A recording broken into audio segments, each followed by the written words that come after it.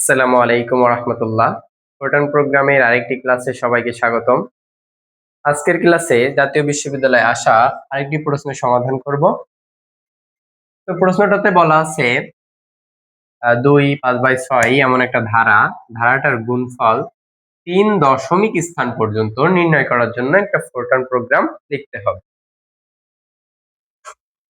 তো 3 দশমিক স্থান পর্যন্ত চেয়েছে, তো সেক্ষেত্রে আমাদের প্রিন্টে একটা ফরম্যাট ইউজ করতে হবে এবং এখানে একটা ডু লুপ ইউজ করব যার মাধ্যমে প্রত্যেকটা পদ পাবে এবং গুণ করবে। তাহলে আমরা যদি সমাধানটা লিখি, ফোরটান প্রোগ্রাম।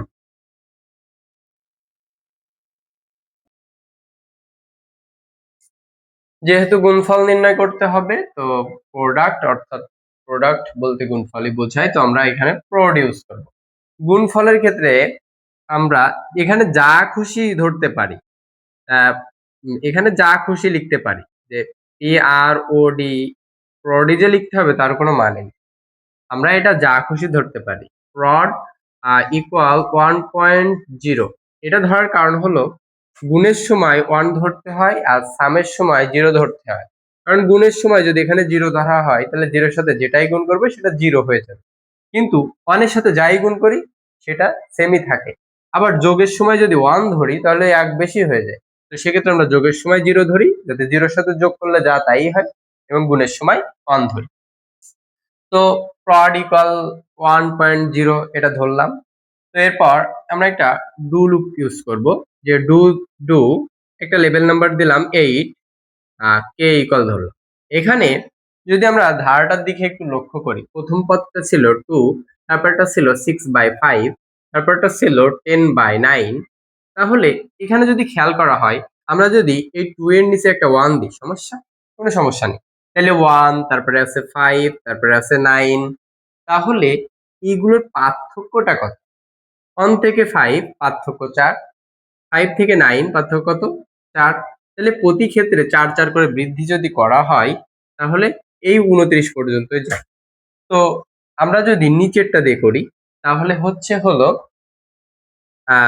1 on 4 4 করে বৃদ্ধি পাচ্ছে। তাহলে আমরা 1 থেকে কত পর্যন্ত যাব? 1 থেকে গিয়েছে 29 পর্যন্ত। বৃদ্ধি কত? 1 থেকে 29 পর্যন্ত। পার্থক্য কত ছিল? পার্থক্য ছিল 4, 4 4 করে। এইটা বলতে বোঝায় যে পার্থক্য ব্যবধানটা কত ছিল সেটা। আচ্ছা, তাহলে এভাবে যদি যোগ করতে করতে যাই তাহলে দেখব যে 29 হচ্ছে। তো আমরা কে এর মানটা বলে দিলাম, যে কি 1 থেকে শুরু করবে, 29 পর্যন্ত যাবে এবং পার্থক্য কত থাকবে? পার্থক্য থাকবে 4 করে। প্রতি ক্ষেত্রে পার্থক্য 4, অর্থাৎ 4 4 করে বৃদ্ধি পাবে। আচ্ছা, তাহলে এবার আমরা লিখতেছি যে প্রড ইকুয়াল প্রড স্টার। প্রডের সাথে কি গুণ হবে? এখানে এইগুলো কিন্তু দশমিকে মান আসবে, যে যদি 6/5 দিই তাহলে অবশ্যই দশমিকে মান আসবে। তো আমাদের সেক্ষেত্রে এই 6 পূর্ণ সংখ্যা, 5 পূর্ণ সংখ্যা, এটাকে পূর্ণ সংখ্যা থেকে কিসে রূপান্তর করতে হবে? দশমিক সংখ্যায় নিয়ে যেতে হবে। তো সেক্ষেত্রে কি ফ্লট অথবা রিয়েল ইউজ করতে পারি। তো আমরা এক্ষেত্রে ফ্লট ইউজ করব। তো এখানে উপরে আছে হলো 2। তাহলে দেখো, যদি 1 এর সাথে 1 যোগ করা হয় তাহলে 2 হয়। 5 এর সাথে যদি 1 যোগ করা হয় তাহলে 6 হয়। 9 এর সাথে 1 যোগ করলে 10 হয়। 29 এর সাথে 1 যোগ করলে 30 হয়। তাহলে আমরা উপরেরটার জন্য কি লিখতে পারি? উপরেরটার জন্য লিখতে পারি k+1। তাহলে সেটাই লিখবো, যে ওইটাকে আবার কনভার্ট করব দশমিকে, তাহলে FLOAT ফ্লট k+1। এটা অটোমেটিক্যালি পূর্ণ সংখ্যা থেকে দশমিকে রূপান্তর হয়ে যাবে। তারপর কি আছে? ভাগ, অর্থাৎ স্ল্যাশ 1। 1 টাকেও আমরা দশমিকে নিব। তাহলে কি লিখবো? যে ফ্লট FLOAT k, তাই তো? হ্যাঁ, তাইলে আমরা এটা লিখলাম। এরপর আমরা বললাম যে 8 নম্বরটা কন্টিনিউ করতে। 8 এই 2 এর সোজা কন্টিনিউ। 8 যখন কন্টিনিউ করবে, তারপরে আমরা যখন 1 নিচ্ছি তাহলে কি হচ্ছে? প্রড স্টার, অর্থাৎ প্রডের মান ছিল 1, ফ্লট k+1 মানে 2 বাই ফ্লট k মানে 1। তাহলে 2/1 প্রথমটা হলো। যখন 8 কন্টিনিউ করবে তাহলে 1 এর পরেরটা কত? 1 এর পরেরটা অবশ্যই 5, কারণ ব্যবধান কত করে? 4 করে। তাহলে 1 এর সাথে 4 যোগ করলে 5, তাহলে 5, তাহলে 5 প্লাস 1 মানে কি 6, তাহলে উপরের 6 টা হইলো। তারপরে কি? নিচে কত হবে? 5। আর এই প্রড মানে তখন কিন্তু আমরা প্রথম যে প্রডটা পেয়েছিলাম সেইটা। তাহলে এইটা প্রথম প্রডটা পেয়েছিলাম এইটা। তো এইটার সাথে তারপরেরটা কোনটা গুণ হচ্ছে এইটা। তো যখন আবার তৃতীয় সাইকেলে যাবে তাহলে এই দুটো গুণ করলে যেটা হবে সেইটা। তারপরে সেটা এই দুটোর সাথে গুণ করার পর এইটা গুণ করবে। এই দুটো গুণ করে যেটা পাবে সেটা পাবে। এইভাবে ও কোন পর্যন্ত যাবে? এই 29 পর্যন্ত যাবে। এর মান যতক্ষণ 29 হবে ততক্ষণ যে ও এই কন্টিনিউ এর কাজ শেষ করবে। তো এরপর আমাদেরকে এখানে বলা হয়েছে যে প্রিন্ট আউট যেটা পাবো, আউটপুট যেটা পাবো সেটা 3 দশমিক পর্যন্ত যাতে দেখায়। তাহলে সেক্ষেত্রে এবার আমরা যদি প্রিন্ট দিই, যে প্রিন্ট একটা লেবেল নাম্বার ইউজ করলাম 20, কমা এখানে বলে দিলাম যে প্রডটাই প্রিন্ট দাও, PROD।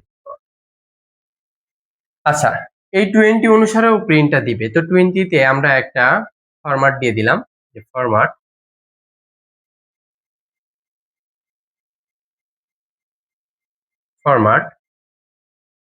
ব্র্যাকেট, প্রথম 2x ঘর ফাঁকা রাখবে, তারপরও লিখবে যে প্রোডাক্ট ইকুয়াল। এটা লেখার পর ও ফ্লট দশমিক নাম্বারে ধরলাম ও 10 ঘর নিবে, যার ভিতর 3 ঘর দশমিকের পরের জন্য বরাদ্দ রাখবে। এটা হিসাবে লিখবে। তারপর কি হবে? স্টপ হবে, তারপরে ইন্ড হবে। তো এইভাবে প্রোগ্রামটা শেষ হবে। তাহলে এই যে এখানে আমরা যে ফরম্যাটটা দিয়েছি এই ফরম্যাটটার আউটপুট আমরা কেমন পাবো? তো আউটপুটটা এমন হবে, ধরলাম যে এইগুলো গুণ করলে আনুমানিক একটা ধরে নিলাম যে 2.28394 এরকম একটা কিছু ধরে নিলাম। তাহলে এইটা গুণ করে পালাম, কিন্তু আমাকে আউটপুটে দেখাবে প্রথমে আছে 2x, অর্থাৎ 2 ঘর ফাঁকা রাখবে, তারপর এটা লিখবে প্রোডাক্ট ইকুয়াল, এখানে লিখবে প্রোডাক্ট তারপরে ইকুয়াল। এরপর আমি কিন্তু ওকে বলেছি 10 ঘর নিতে, তো নিচে লিখতেছি এই সোজাই নিবে, মূলত 10 ঘর নিলাম, 1 2 3 4 5 6 7 8 9 10, 10 ঘর নিবে।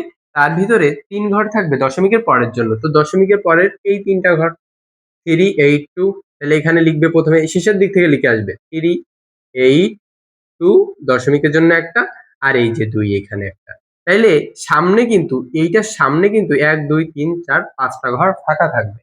তো এই ছিল আজকের প্রোগ্রামটা, আশা করি বুঝাতে পেরেছি। তো আজকে এ পর্যন্তই। সকলে ভালো থাকবেন, সুস্থ থাকবেন। আসসালামু আলাইকুম ওয়া রাহমাতুল্লাহি ওয়া বারাকাতুহু।